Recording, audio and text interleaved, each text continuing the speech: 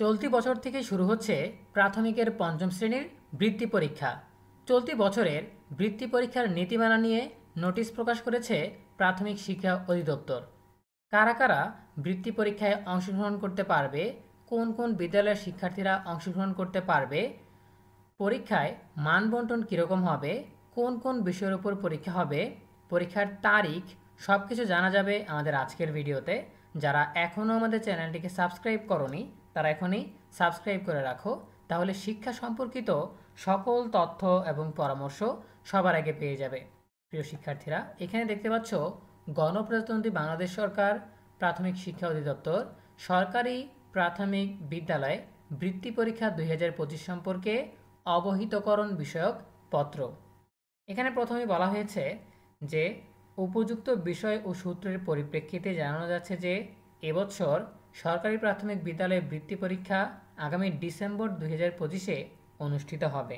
উক্ত পরীক্ষা সম্পর্কিত কিছু তথ্য নিম্নে উল্লেখ করা হলো। প্রথমে বলা হয়েছে নিম্নের 4টি বিষয়ে পরীক্ষা অনুষ্ঠিত হবে। 1. বাংলা, 2. ইংরেজি, 3. প্রাথমিক গণিত, 4. বাংলাদেশ ও বিশ্ব পরিচয় এবং প্রাথমিক বিজ্ঞান। এই দুইটা বিষয়ে 50% করে প্রশ্ন হবে। প্রতিটি বিষয়ের পূর্ণ মান হবে 100, অর্থাৎ 100 নম্বরের পরীক্ষা হবে। পরীক্ষার সময় 2.5 ঘন্টা বা 2 ঘন্টা 30 মিনিট। বৃত্তি পরীক্ষা অনুষ্ঠিত হওয়ার সম্ভাব্য তারিখ হচ্ছে 21, 22, 23 ও 24 ডিসেম্বর 2025।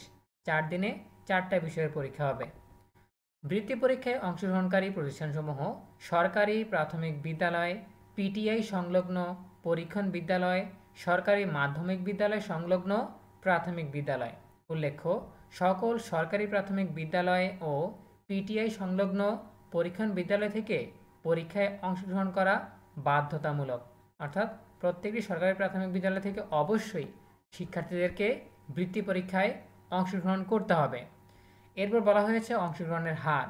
প্রথম সাময়িক পরীক্ষার মূল্যায়নের ভিত্তিতে পঞ্চম শ্রেণীতে অধ্যয়নরত শিক্ষার্থীদের সর্বোচ্চ 40%, অর্থাৎ একটা স্কুলে পঞ্চম শ্রেণীতে যেই পরিমাণ শিক্ষার্থী আছে এর মধ্যে 40% বা 40% শিক্ষার্থী বৃত্তি পরীক্ষায় অংশগ্রহণ করতে পারবে, যারা প্রথম সাময়িক পরীক্ষার মূল্যায়নে সবচেয়ে ভালো করেছে।